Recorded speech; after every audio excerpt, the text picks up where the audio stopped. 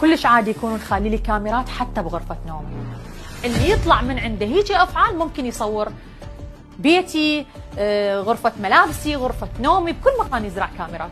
انت طلعتي سولفتي وتحدثت الموضوع وتناولته، هم تحدثوا واتهموك. بري نفسك. هل يعقل كل هاي الاشياء موجوده عند عصام وفيديوهات واني اعرف واجي اثير قضيه؟ انت سمعتي البصمات اللي عرضناها؟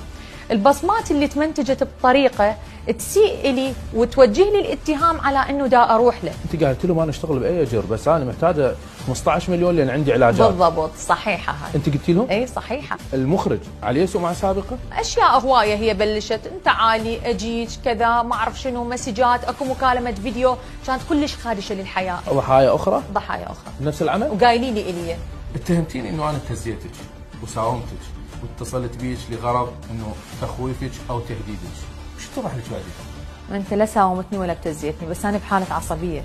حقي اقول لكم تبتزوني لاجل اعتذار، يعني انا مو بوعي.